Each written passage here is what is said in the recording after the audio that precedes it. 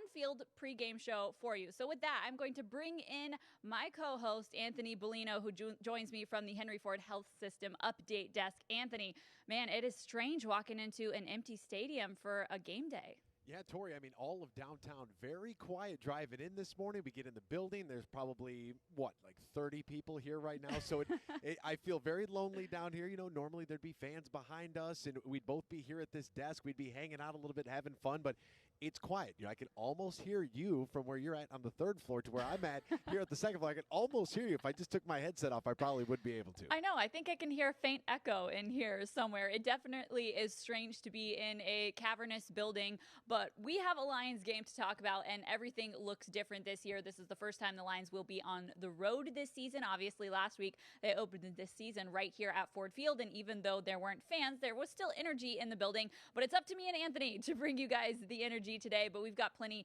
to talk about. Let's take a look behind the scenes at what this road trip was like for the Detroit Lions.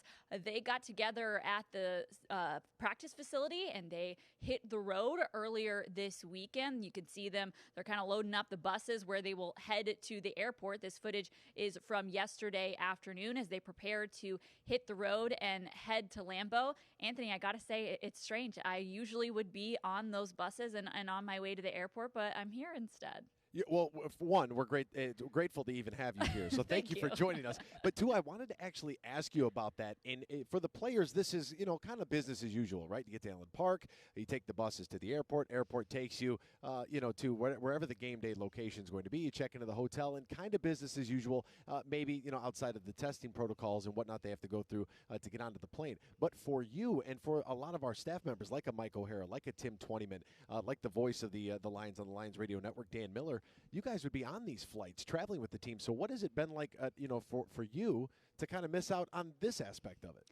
It's absolutely strange. It is definitely a weird feeling, but I think all of 2020 has been that way. So, you just kind of roll with the punches, and bringing this pregame show would be something that wouldn't be happening if I were on the road. This is, a new thing that is happening in the world of COVID. So it's fun to be able to have a pregame show and have something that we can work on and still give fans a preview of what this game will look like on the road. I do miss being on the road. I miss that feeling of being in the press box on the morning of a game day and the buzz of the stadium and the pregame warmups and everything like that. It's strange being in an empty stadium for that, but I think that we are adjusting, and I think that's been the key in this COVID world, is adjusting and making things work with the situation that you're in. Certainly the Lions are going to have to do some adjusting of their own today because of the injury situations that they are in. I mean, let's take a look at the inactives this week.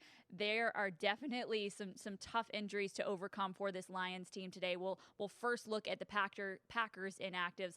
Linebacker Randy Ramsey, defensive tackle Kenny Clark, cornerback Perry Nickerson, quarterback Jordan Love, tight end Josiah DeGuara, and offensive guard Lane Taylor. Now that offensive line position and defensive tackle spot might be a little important for them, but the Lions have quite a few people on their list of inactives today. We already knew about some of them: wide receiver Kenny Golladay, cornerback Desmond Bryant, tight end Hunter Bryant. On Saturday, the Lions added defensive tackle Nick Williams to their list of players that would be out. Halapoulivaati Vaitai on that offensive line was questionable. Thanks, Anthony. He was questionable, but he ends up on the inactive list, so he was not ready to go this week. That makes 2 offensive linemen, Anthony, that the Lions will be missing from their starters because Joe Dahl went on IR yesterday. That's a tough one.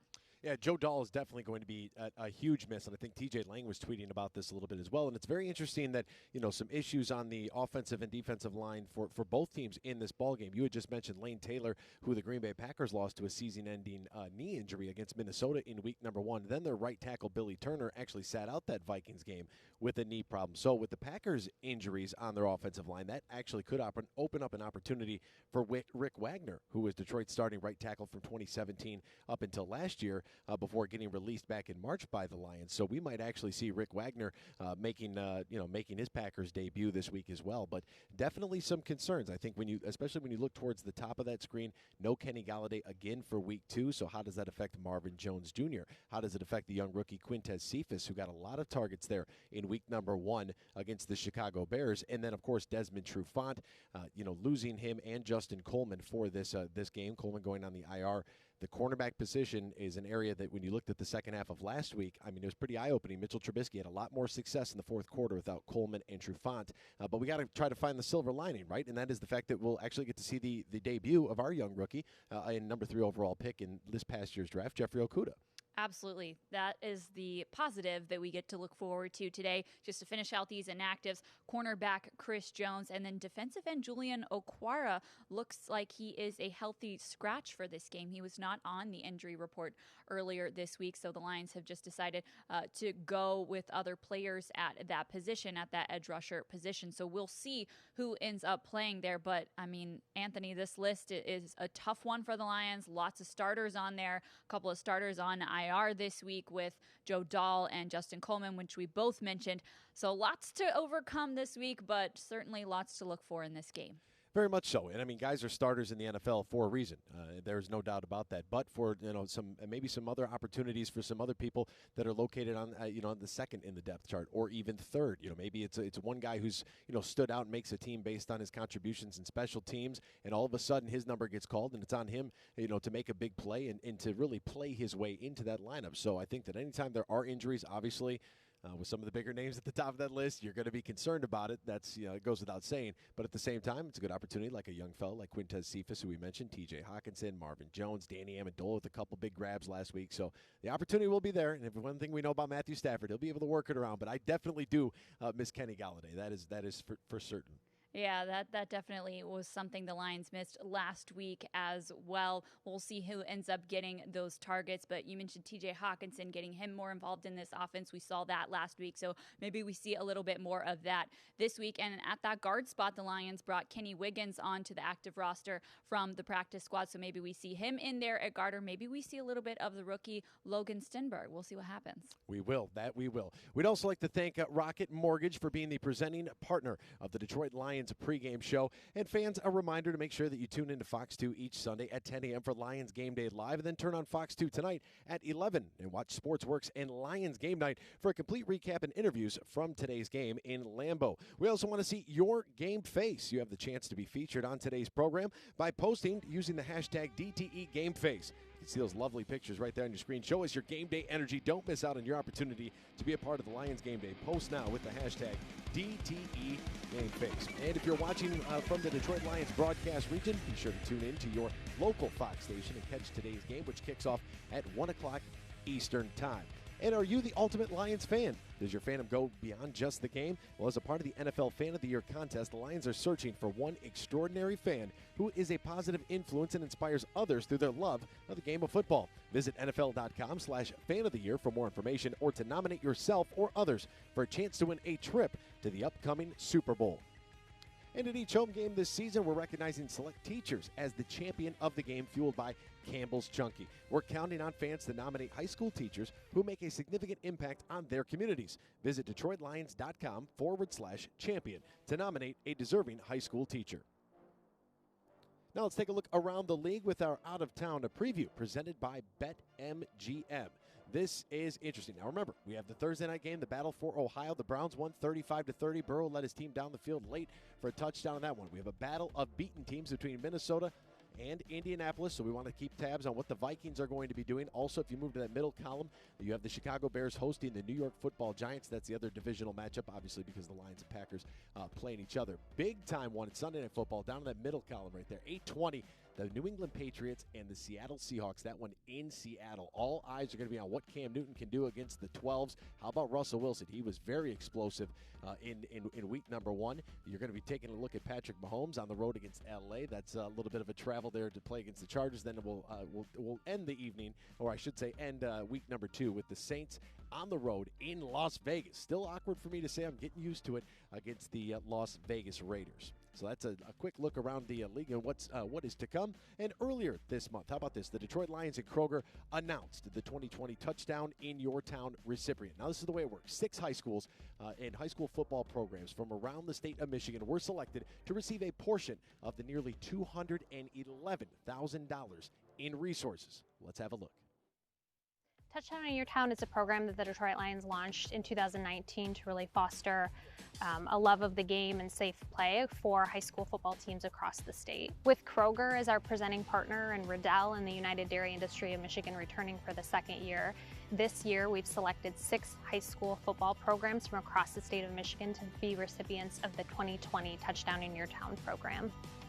Keeping football, keeping kids active with Touchdown in Your Town is extremely important, because now more than ever, the entire state, all of our communities, our partners all need to come together to help uplift and re-energize our teams and our students and our kids. Football programs across the state have experienced unprecedented challenges this year, and our hope is that by selecting them as Touchdown in Your Town recipients, we're not just providing the financial resources that they need, but we're also providing that boost of morale that all young athletes need during these times. Hey, this is Matthew Stafford from the Detroit Lions. This is TJ Hockenson. This is Frank Ragnow. This is Kerryon Johnson. This is Justin Coleman. This is Jelani Tavai. On behalf of the Detroit Lions and our friends at Kroger, I'm excited to announce that Flint Southwestern Classical Academy, Annapolis, Carrollton High School, Lawn High School, Harper Woods, Superior Central, has been selected as a 2020 Touchdown in Your Town recipient. Touchdown in Your Town provides access to much needed productive equipment and other related items that really improve the team experience, improve the athlete experience. And so knowing that there's need across the football landscape within the state of Michigan, and we can come together in partnership to give back to these schools and really create a better experience for the student athletes taking the field. Seeing those moments is really meaningful, and it makes kind of this a rewarding experience for all of us at Riddell involved. Really appreciate the Detroit Lions and considering us and granting us with this grant. These 6 programs that we selected this year really rose to the top in demonstrating safety, excellence, and accessibility. You know, for us to get selected all the way up here was unexpected and extremely surprising. It just allows us to bring in all the equipment that we need, you know, and just to know that an NFL team in our state cares that much about the prep level and the kids just means the world to us. In recent times, you know, having schools be recognized for what they're trying to do, and I'm really hoping that this will stir up some interest in the city, get some more kids out for me, and help me just continue to establish this team as, you know, a good program. You know, the hard work that my kids do, the hard work that my coaches on staff do, this validates those things, because you know, good things happen to good people. And I think this is just one of those instances where, you know, we were blessed that this happened, and it's an amazing thing. We're just really, really appreciative and thankful, and we have gratitude, and we have really, really good kids to have that impact. I think they do have that gratitude. Thank you very much. Each school we selected will receive varying levels of equipment and financial support, and will also be invited to participate in an exclusive chalk talk with some of our current players later this year. The core values between Kroger and the Lions are perfectly aligned with continuing to give back, respect our communities, uplift our communities, keep them active, and keep everybody happy. On behalf of the Detroit Lions and the Kroger Company, congrats to all the Touchdown in Your Town recipients this year in 2020. We hope you have fun, and congratulations again. Thank you, Detroit Lions.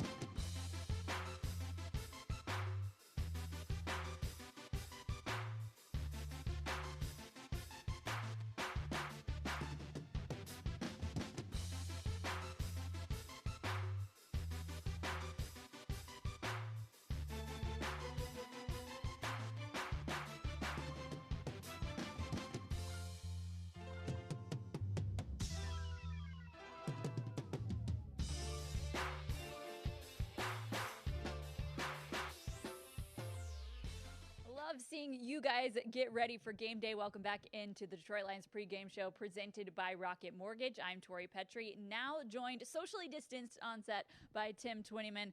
Tim, it's good to see you here at the stadium, even if it is a very strange day. Yeah, I'd rather be somewhere else, honestly. Same. I know it's been a decade since I haven't been to a road Lions game, so it's been a long time. But in the times of COVID, we have to deal with the circumstances kind of laid out in front of us, and so we'll deal with it. We'll give you a good show here, and Mike O'Hara and I will have everything on DetroitLions.com. I know you'll have some post-game stuff too, so we'll have you all covered, even though we're here at Ford Field. We will have you covered. It definitely is a strange day indeed, but there's still a football game going on, albeit 500 miles away at Lambeau Field. But we've got people there shooting a little bit of pregame warm-up, so we should be getting a few of those shots in here in just a few minutes as the players begin to hit the field.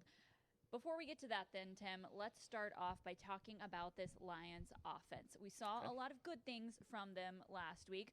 It wasn't a perfect game by any means on any front of the team last week, but let's start with one of the bright spots, and that was Adrian Peterson. Yeah, certainly. At 35 years old, who would have thought the guy leads the league in explosive plays, 10-plus yard runs after week one. And I feel like there's a lot of Lions fans who would say, who would have thought we would have, because we've seen him play across the field from us. Yeah, for sure, but he was terrific, I thought, last week. And look, he's been in the league a long time, 13 years. This is his 14th season.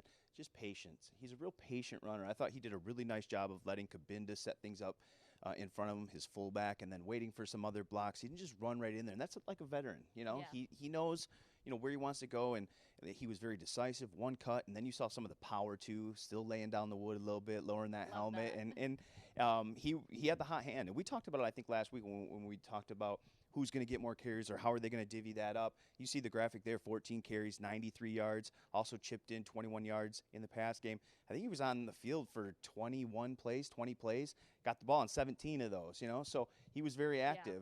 I think the Lions are going to have to mix that up a little bit just not to be too predictable with him, but I thought he was really, really, really good, and I expect more of the same today. And I think it's a little bit tougher, front seven that they're going to get in Green Bay today, but I would expect the Lions to go with the hot hand. Peterson's going to get early carries. Kerryon's going to get early carries. I expect DeAndre Swift to get early carries, and how that ends up shakes out in the end is going to be really who has the hot hand, Tor. Well, that's when you know you have a good player, is when the defense knows who's getting the ball and he's still able to make plays. Yeah, for sure. Absolutely. Well, we saw a little bit of rookie DeAndre Swift last week, some highs, some lows. Obviously, the touchdown run that he had was positive. The touchdown catch attempt, not so much. A tough week for him. What do you think the Lions do with him at running back this week to help him put that last game behind him? I think more of the same. I think you go to work. Look, some of those things are going to happen. Like I've seen Jerry Rice drop a pass before. One of my favorite football players growing up. He drops it. Everybody drops the ball. That just so happened to be his first game, and obviously a very tough moment for the young man. But I think the Lions are just going to feed him the football. He's going to play a lot on third down like we saw last week. He's going to run a lot of routes. We saw him be a big part of the passing game. Didn't get a large collection of catches, but he was on the field quite a bit, running routes and doing that thing. I would expect more of the same. Look, they drafted him in the second round for a reason. They have a lot of confidence in this young man. He made a mistake. It happens. Everybody drops a football. That's life. Matthew, every quarterback throws an interception. You make mistakes. His just happened to be at that moment on a national stage. Obviously, you don't want to see that, but I think he bounces right back from that. We talked to him this week. He seemed pretty confident in his own abilities, and the Lions are going to feed him the football, and then he's going to make more good plays than bad throughout his career. I can promise you that. Yeah, I did like that he talked this week about how he did have family in town for this game, and so coming off of the field, getting back together with his family was able to kind of bring him down, help him know that was just one play, put it behind him, and he's got Adrian Peterson in the locker room with him, encouraging him, a guy like that, telling you that it's all going to be all right. It has to be a comforting feeling, and I think that it's going to be important for Matt Patricia to get him some touches this week to let him know this team has not lost confidence in him. And even before that, you mentioned Adrian Peterson. When we talked to Adrian Peterson before week one, we asked him about his running mates and the guys in the backfield. The first name he mentioned was DeAndre Swift. Wasn't Kerryon Johnson, it was DeAndre Swift, and he had a lot of good things to say about the young rookie. So Adrian Peterson obviously has a lot of confidence in this young guy. The Lions have a lot of confidence in this young guy. I think last week is last week. You move on to week two, and this kid will probably make a play today and hope he does. I agree. You guys just saw a little clip from Green Bay right there. We're starting to get clips rolling in from Lambeau Field. It's good to see that the players are out there and getting ready for this game. Obviously, as we sit here in an empty stadium, it's good to see a stadium filling up over there in Green Bay, at least with players hitting the field for warm-ups, and we'll have a few more of those clips for you as we move forward. Tim, we talked about him last week. We got to talk about him again this week. This offense starts and ends with Matthew Stafford. It does. And I thought he got off to a little bit of a slow start last week, but then there was a stretch there, second quarter, third quarter, where he really picked it up. And then the fourth quarter, I think the two big plays, obviously you talk about Swift's catch and Trubisky going off for 3 touchdowns, but I thought 2 crucial plays in that fourth quarter were the sack he took on the second down play that right before Matt Prater had to attempt that 55-yard field goal. I think he throws that ball out of bounds, and he said the same after the game. He throws that ball away, makes that a little bit easier of a field goal. Now I think maybe that's a different situation for Chicago. They don't get the great field position. It's much, much harder for them. And then the other one was the interception, obviously. You just can't do it. With a lead, fourth quarter like that, can't throw into double coverage, can't make that play, can't make that pass. Matthew knows that. But look, he's a guy, too, that's a gunslinger, and he's going to take, more chances than most guys. But to me, this game's all about number 9. I think you've got some young corners on defense. They've got some injuries they're dealing with on that side of the ball. You're playing Aaron Rodgers and their terrific pass attack. I think this is a game where Matthew Stafford has to just say, look, hey, we were the explosive unit coming into the season. We were the unit everybody talked about. This could be a top 5 offense. Now, I know they don't have Kenny Galladay, but I think they still have enough pieces where this is a game that Matthew has to just say, hey, look, we got to put 30-plus points on the board as an offense. And, they've got some young corners in Green Bay. They can make some plays in the passing game against that secondary as long as they, protect Matthew Stafford. And I think this is just one of those games. Look, guys, we got to score 30, and then let's just see where the chips fall on the table after that. But we've got to do our job. That's a defense that, struggling with injuries a little bit. They're going to be playing some young guys. You got to expect Green Bay's going to score. Look, I got to play really well today. This one's on me. Let's put guys on his back and 30-plus points and see where it goes. Yeah, he will definitely be important. You guys saw him jogging onto the field there at Lambeau. He's getting ready to warm up for this game. You mentioned it, Tim. He will be without Kenny Galladay today. We knew that on Friday. But who do you think steps up in Kenny's place? I think just what we saw last week, QUINTEZ CEPHUS, the rookie, 5th-round draft pick. He was targeted 10 times last week. Now caught 3 of those for 43 passes, and there were some ups and downs. I think he had a drop in the red zone that could have made a goal-to-go situation a little bit easier. He slipped coming out of a break in the second half there and had a big play opportunity that kind of went by the wayside. But, look, 10 targets for a rookie in his first game. Not bad. Matthew Stafford certainly doesn't have any confidence issues throwing to QUINTEZ CEPHUS. He's going to throw it to him, and I thought he did a good job. Look, he's got a basketball background. He does a really good job with his body and getting himself between defenders and the football. He might have the highest vertical on this football team, so he can go up and make plays. He always catches the ball away from his body. I think you want to see some of the drops limit. We saw a little bit of that at the end of training camp, and then it leaked into week 1. I think that's one area I don't want to see any more drops. But I think he showed some good things, and he's going to continue to be, part of that offense stepping in for Galladay. Absolutely. And then you still have Marvin Jones Jr.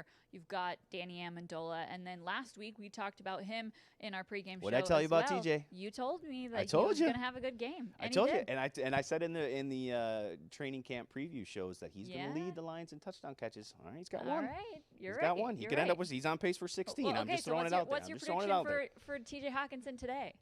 I think he gets another one. All right. I think he gets a red one, so one.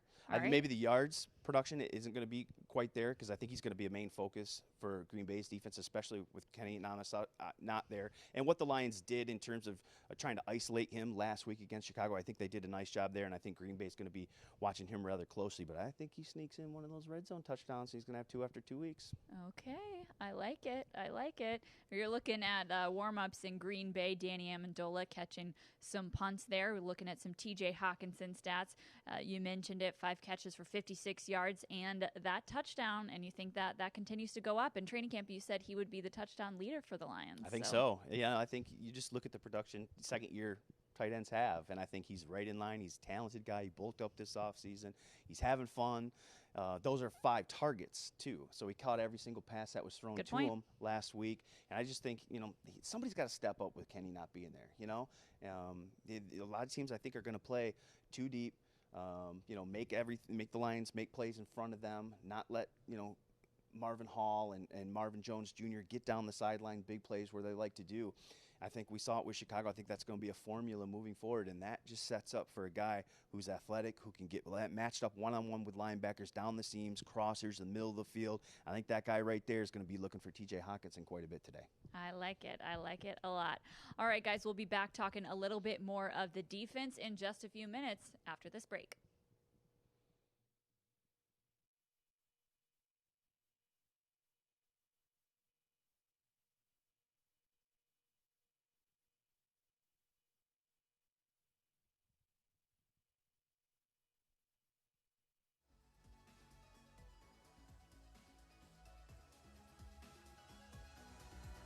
When it comes to buying a home, they say cash is king.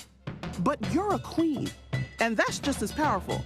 You're armed with a verified approval from Rocket Mortgage. Sellers know your offer is good, so your bid has the strength to compete with cash offers. Now grab your crown and rule. That castle is yours. So when you need an edge in the bidding war, Rocket can.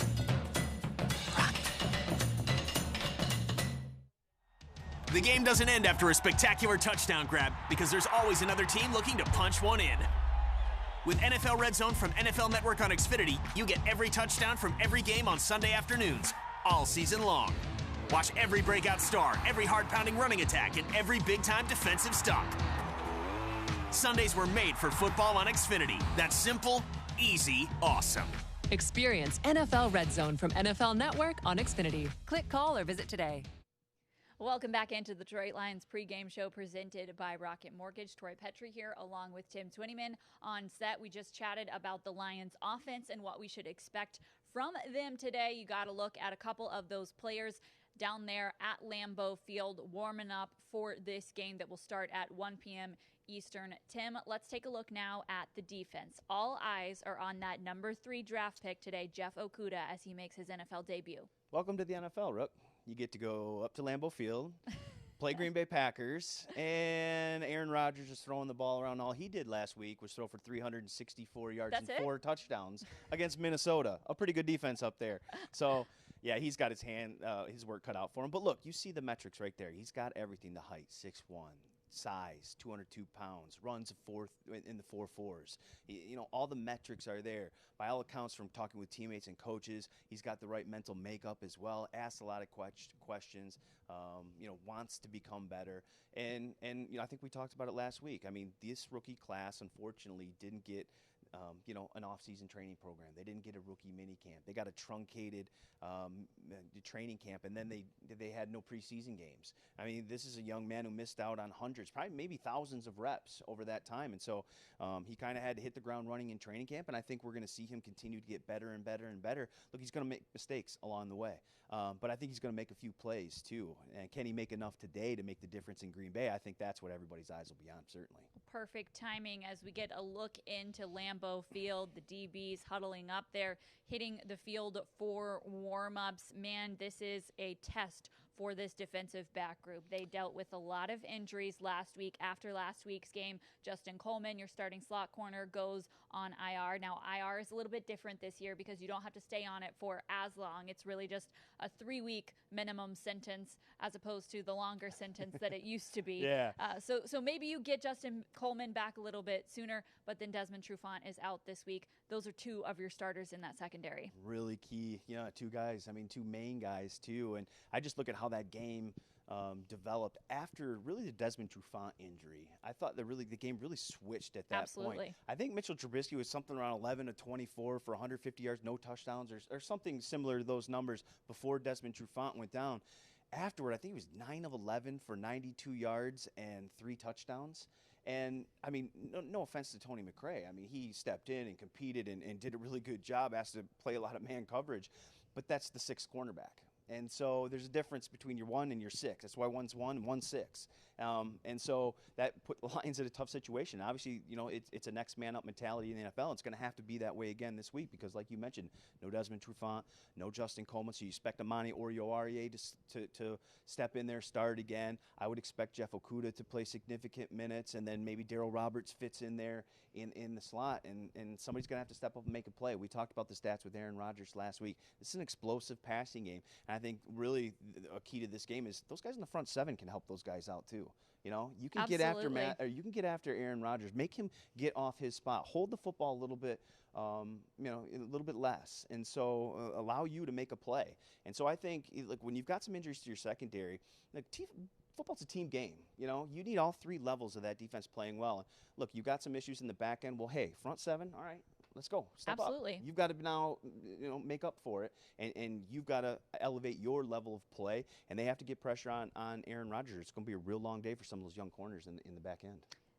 Definitely. And then you look at the safety position. We saw a lot of 3 safety looks last week. Do you think that's something we see a little bit more of this week as well? I think so. I mean, some of that might have been with some of the injuries that they suffered too. But they liked that set last year, that sub package with Harris, Tracy Walker and now Duron Harmon. I think that's a good mix of skill sets there.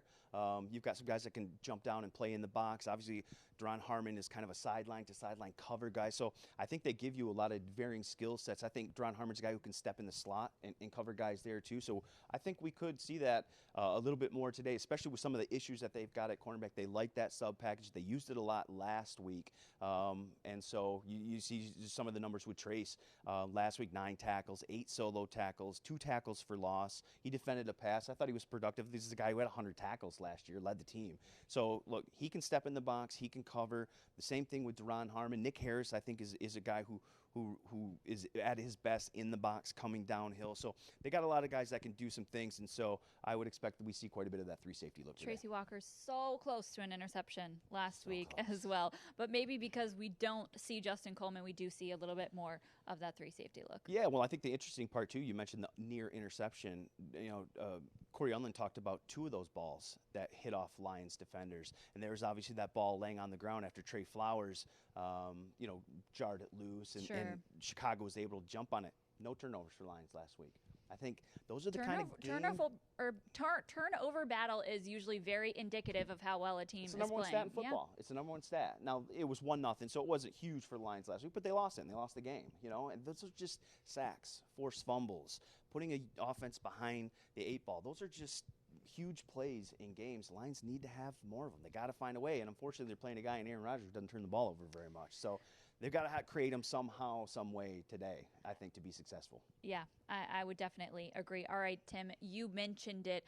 Those DBs dealing with a lot of injuries. We're seeing them warm up on the field in Green Bay. But you mentioned how important the pass rush is going to be to help those DBs out today. Trey Flowers is the start of that pass rush. Yeah, for the he Lions. is. And I thought he was really good last week. You look at there, 5 tackles.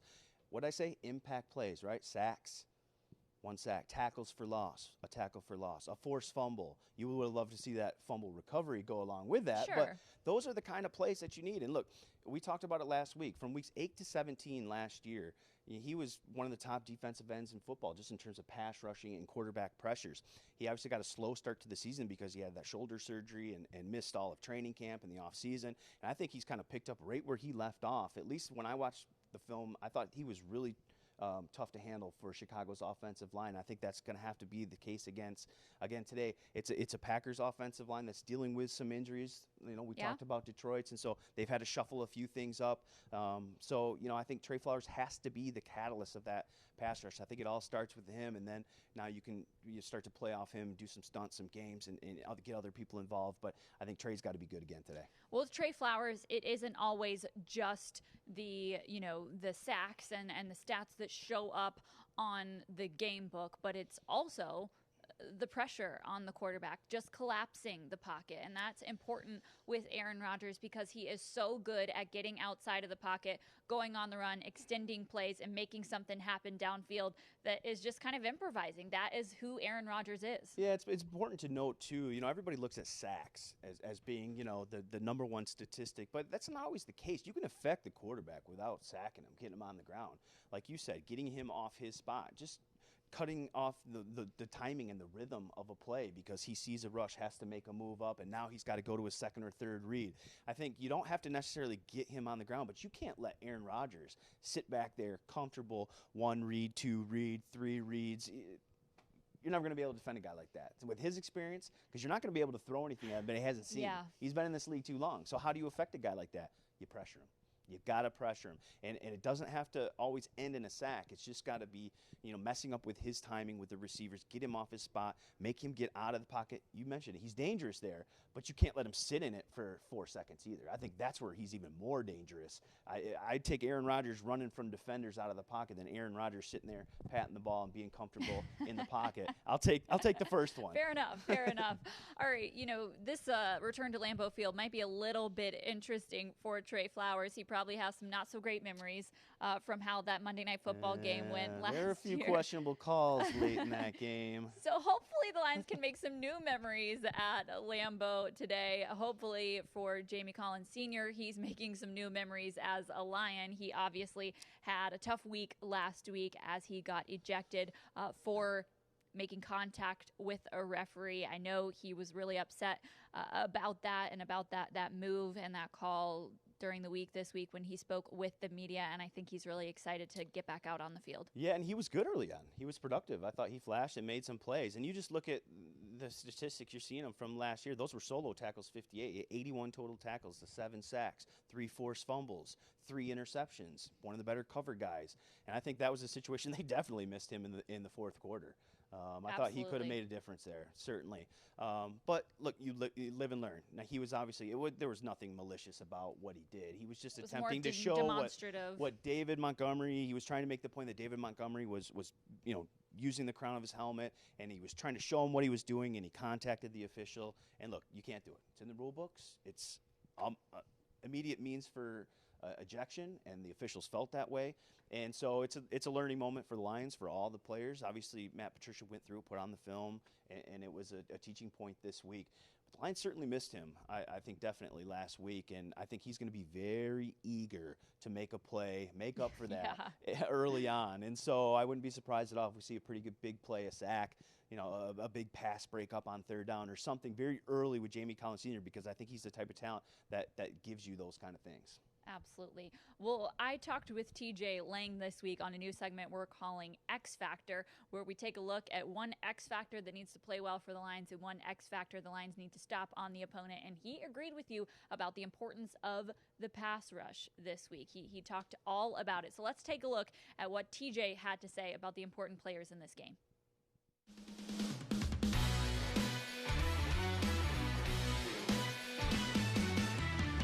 Hello and welcome to X Factor presented by Xfinity. I'm Tori Petry here in Xfinity Studio, joined virtually by TJ Lang.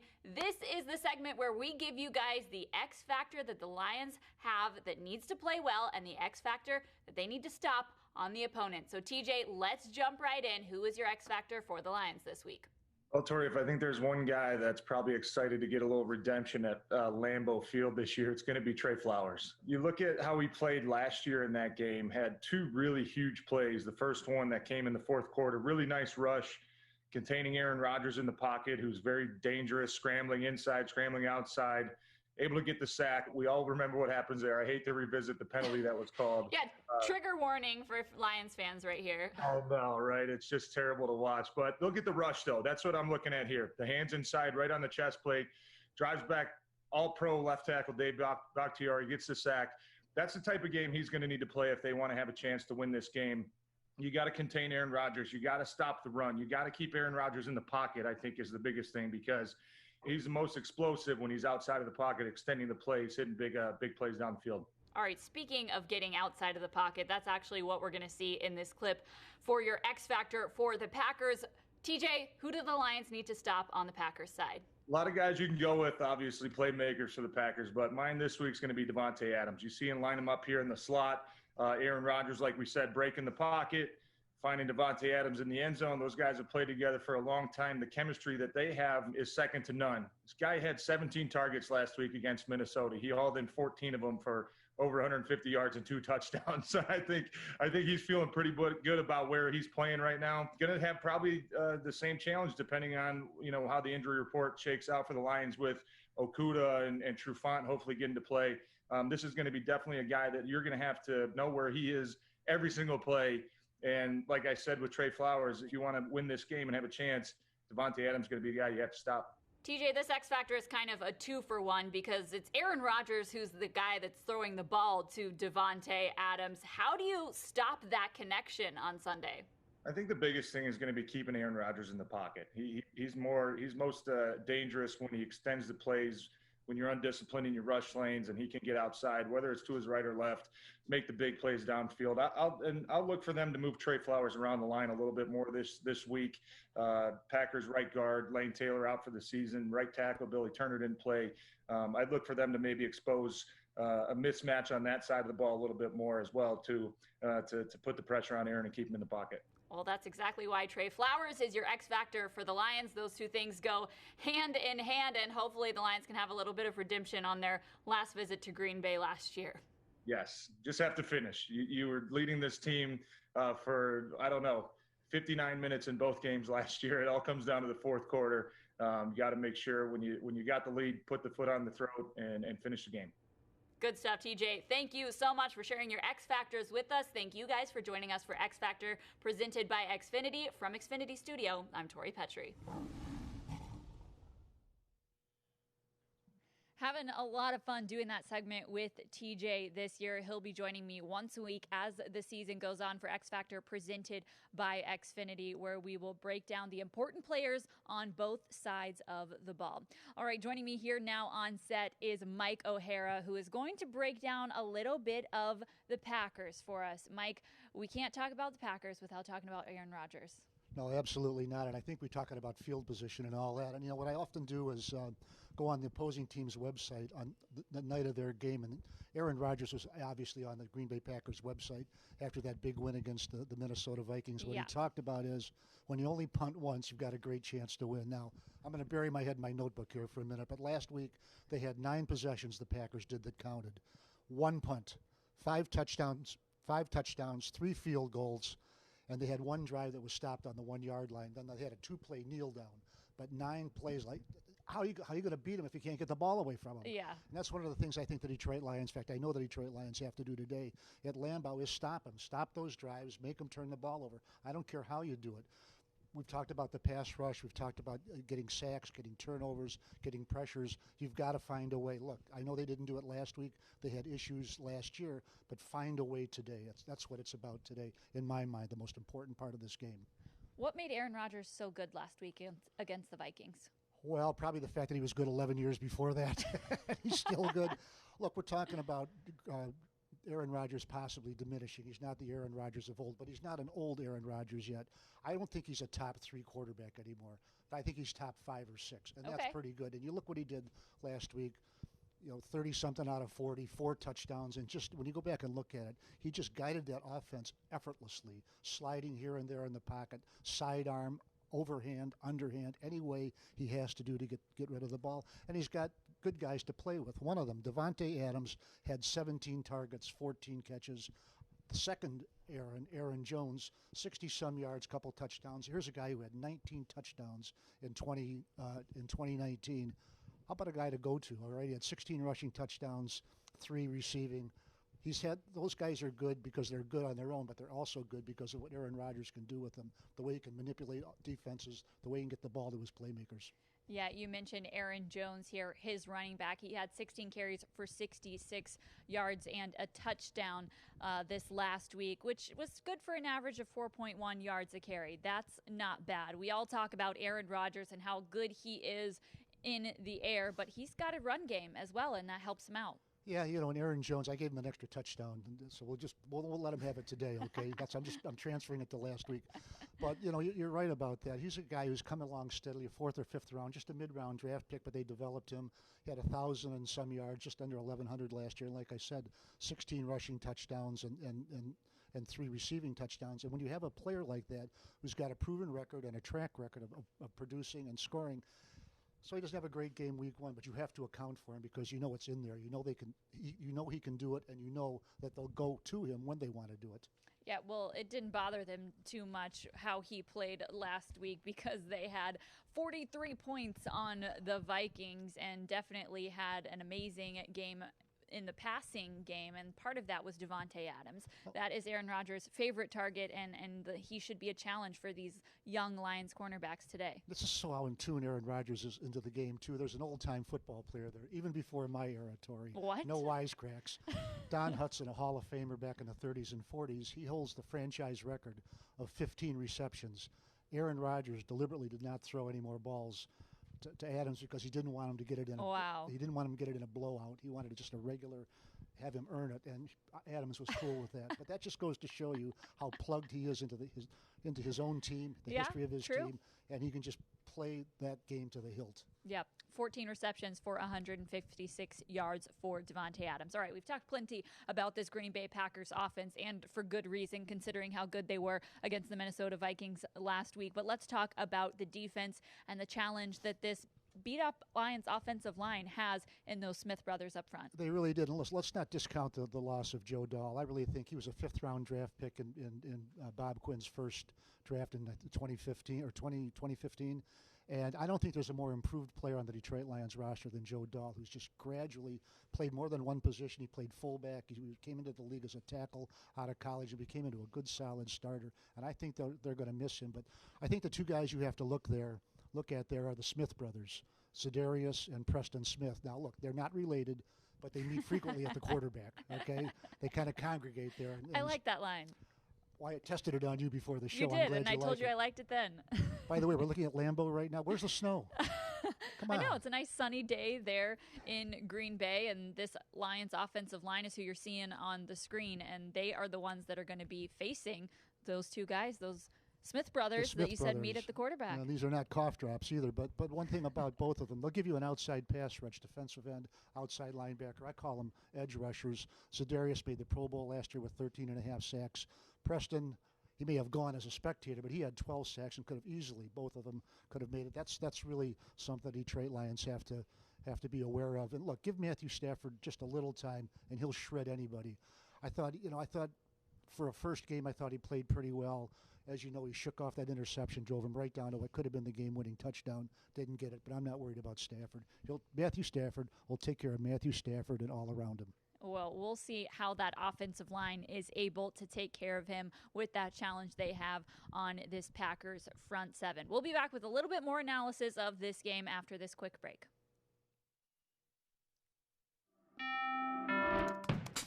Your house brought you together. Like, really together. And although together is great, together with more space is better. With Rocket Mortgage, you get personalized loan options, closing costs, and tax estimates all in real time. So when you need to know what it takes for a home to fit your budget and your family, Rocket can. At Priority Health, we're embarking on a new normal, embracing the changes needed to keep Michigan safe. While that may look a little different for everyone, Priority Health is here to help. With access to the care you need, the doctors you want, and the quality coverage you can afford. So you can get back to this, and this, safely, steadily, and with the smartest health coverage possible. Welcome back into the Detroit Lions pregame show presented by Rocket Mortgage. Tori Petry here on set, joined by Mike O'Hara. We've been breaking down a little bit of this Packers offense, Packers defense, but now let's look at what the Lions need to do to win this game. Mike, you talked about it a little bit already, the importance of making the Packers punt. Yeah, make them punt. I think I talked too much about it, but really, you can't win without the football. And look, the Green Bay Packers had the ball for 41 and some minutes last week. and were able to win, even though they gave up 3 touchdown passes and 3 two-point conversions in the fourth quarter to the Minnesota Vikings, and still won by 11 because they built up that lead and they had the ball. Get the ball away from them. You've got to defend better. You've got to rush the quarterback. You've got to get sacks. You've got to get turnovers. And don't just let them stand back there and pat the ball. Well, I think this next key is one that most everybody has been talking about since that game last Sunday right here at Ford Field, and it's what happens in the fourth quarter. Absolutely. And, look, we've said this before, and this has been just a really emphasis for the Detroit Lions all through training camp. There was no preseason. Dagger time. Finish the game. You do that on offense. You do that on defense. Look, you've got a 23-6 lead going into the fourth quarter and give up 3 touchdowns. One more first down maybe on the offense, one more stop by the defense, and you win the game, and we're talking about a battle for first place. None of that happened. So put that aside, learn from what you did right, learn from what you did wrong, and apply it today in Lambeau. And look, I know it's a tough game for the Detroit Lions. You're facing a tough opponent, but finish. Make it easier on yourself. It's never going to be really easy, but give yourself a better chance to win. Yeah, you just saw Matthew Stafford chatting a little bit with Darrell Bevel there in Lambeau. There's Kerryon Johnson and Adrian Peterson warming up there as well. All those players are going to be key for the Lions, especially in the fourth quarter. We've seen a lot of magic from Matthew Stafford in fourth quarters past, but last year is where they struggled in the fourth quarter, and that's why there is a sign behind you that says it's dagger time. That was a phrase they came up with to try and encourage each other to overcome the fourth quarter struggles and the lulls that they have had, and we need to see a good fourth quarter from them today. Yeah, and I like those statements and all that, but it's production on the field. Absolutely. Below that sign, there's a playing field down there, and that's where you do it. And I'm not making fun of them, don't get me wrong. I love that they've come up with stuff like that, but do it on the field. Absolutely. All right, your fourth and final key here is about not making silly mistakes, Mike. Well, and one of them is don't headbutt the referee. Just don't. I mean, if you're going to demonstrate something, take 5 steps back and say, got it. And the other one, and Matthew Stafford knows this better than anybody else, in his 12th year, don't throw the ball over the middle into double coverage on 3rd and 5. When the ball goes up in the air in the National Football League, quite often it ends up in the other team's hands, and that's what happened last year. Put the Bears in position for a 2-play drive to what proved to be the winning touchdown. Now look, he drove him back right over here in this corner, if you can see it, to what would have been a game-winning touchdown catch by DeAndre Swift, the rookie. Couldn't hang on to the ball, but that really was on Matthew Stafford. That play never should have happened. All right. Well, that seems like a simple formula for the Lions to win in Lambeau today. Do you think they can do it? Well, I think it'd be, look, let me just tell you this. I've covered 89 Packers-Lions games, and no, I haven't seen it all because I'm going to see something today that I've never seen before. That's why I said that. I see it a white-knuckle flight game. That's what I call close games. A 3-point game. I think the Packers, they rate to win. They're favored to win. But I think the Detroit Lions are going to give them a game. I'll give you a player to watch. Okay. Deshaun Hand. He's often had some good games against the Packers. Watch him again today. Okay, we will keep an eye on Deshaun Hand. Mike, thank you so much for sharing with us your keys to the game. We're seeing a little bit more from the field there at Lambeau. We're excited to see those players hit the field for the game today. But for now, we will send it down to Anthony at the Henry Ford Health System Update Desk. Thank you, Tori, and of course, thank you to Mike O'Hara as well. Love that, man. Hey, all morning now, fans have been submitting photos showing their game faces. When you do, and you post to social media, be sure to use the hashtag DTE Game Face, and you can see fans from all over that are getting prepped and ready for today's game. Thanks again to all of our fans who are a part of today's DTE Game Face. And another reminder, we are always incredibly grateful to Rocket Mortgage for being the presenting partner of the Detroit Lions pregame show today. And be sure to tune into the home of the Detroit Lions after the game, WJR AM 760. You'll get all the latest info on the game, plus hear from Coach Patricia and many of your favorite players as well. That's the Lions postgame show on WJR AM 760, the radio home of the Detroit Lions. And this season, there are even more ways to get into the game thanks to Lions Bingo, presented by BetMGM. Lions fans can play along for free all season long for the chance to win great prizes, including the grand prize each week of an MGM Resorts trip package. Just download the Lions mobile app and register to play Lions Bingo each and every week. Play along during the game, and once you hit bingo, you score courtesy of our friends over at BetMGM. Learn more and lock in your Lions Bingo board before kickoff by visiting the official Lions mobile app now.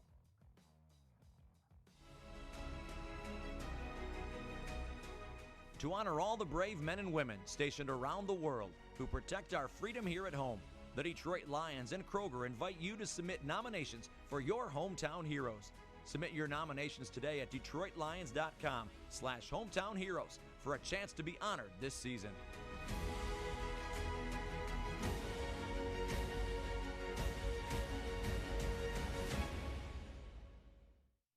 Welcome back into the Detroit Lions pregame show presented by Rocket Mortgage. I'm Tori Petry. I've got my partner, Anthony Bellino, down there at the Henry Ford Health System Update Desk. We're going to do a new little segment that we haven't done before. It's going to be our Fantasy Focus segment, where Anthony and I are going to pick a player at a couple different positions from around the league. Then we'll give you our Lion that we've got our eye on in fantasy this week. So, Anthony, I'm going to start with you. You give me your quarterback you think fantasy players should start this week. All right, well, I'm looking at the Buffalo Bills and Josh Allen because nobody circles the wagons like the Buffalo Bills. Allegedly, that's what they say. Now, they're taking on the Miami Dolphins. Buffalo in week number 1, 27-17 winners over the New York Jets. As you see on the screen, 312 yards passing. He scored 2 touchdowns through the air. He threw 33 of 46. That completion percentage is high. Plus, he carried it 14 times for 57 yards. Miami, they were roughed up 21-11 last week, and I know that you're probably going to get into the quarterback that they faced, but I really like Josh Allen today in the Bills against that Miami Dolphins defense, which is ranked 27th against the quarterback.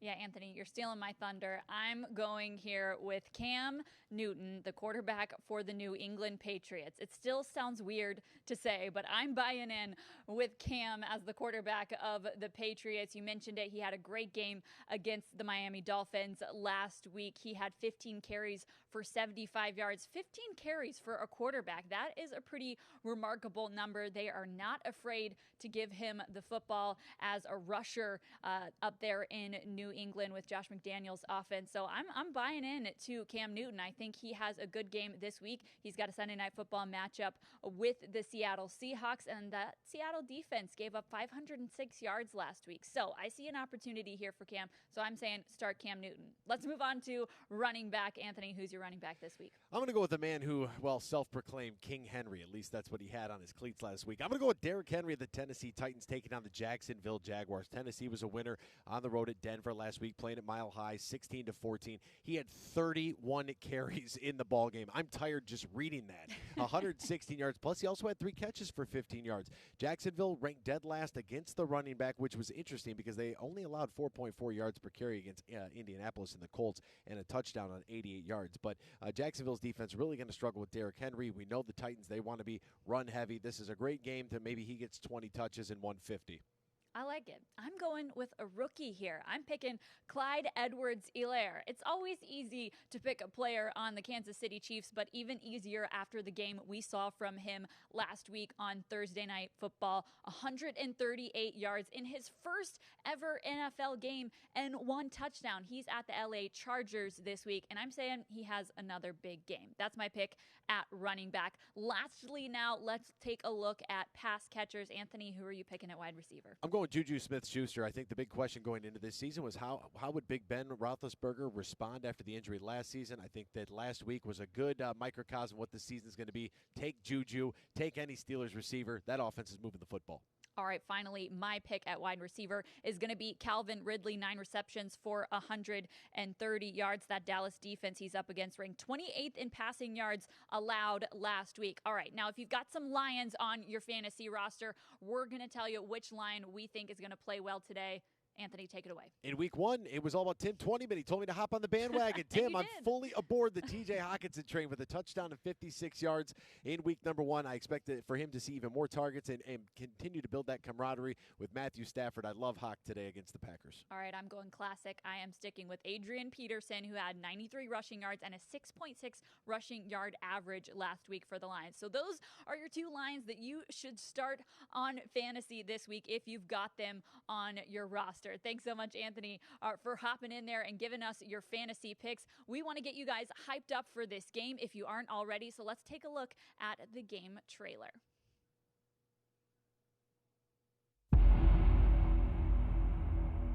It doesn't matter if you lose a close one, win a close one. You got to move on to the next one. Shoot, lucky for us, Green Bay gets our attention pretty quick. The division opponent at their place played really well week 1, a really good football team. every time we go there and play, we're playing a really good team in a tough place to play. Obviously, it's going to be an interesting venue this year. You know, the toughest part about going to play at Lambeau is playing the Packers. They're a really good football team. Guys are working hard, and obviously we know the task that we have in front of us.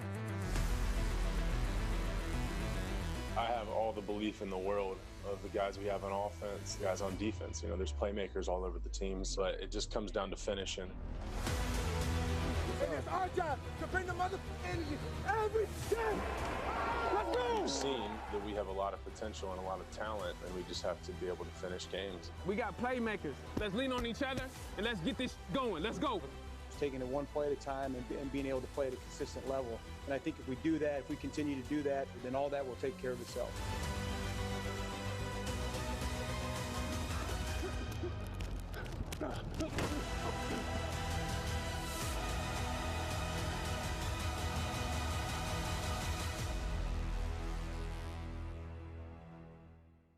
That is getting me feeling hyped up for this game. So let's take a look now at the starting lineups on defense. These are your projected starters in Green Bay. You've got Trey Flowers at defensive end, Danny Shelton at defensive tackle, John Pennicini at defensive lineman, and Deshaun Hand at defensive line. Moving on now to the linebackers, Christian Jones at linebacker, Jared Davis at linebacker, and Jamie Collins Sr. And finally, let's take a look at your secondary. Tracy Walker at the safety position, Daryl Roberts at cornerback, Amani Oruwariye, and finally, Duron Harmon at that safety position. We'll see how this game shakes out. We appreciate you guys joining us today for the Detroit Lions pregame show presented by Rocket Mortgage. It's been a pleasure hanging out with you amidst this quiet stadium, but we have a fun game coming up for you guys on Fox with the Lions versus the Green Bay Packers at 1 p.m. Make sure you tune into the game, and we appreciate you guys joining us. We will see you back here next week when the Lions take on the Arizona Cardinals.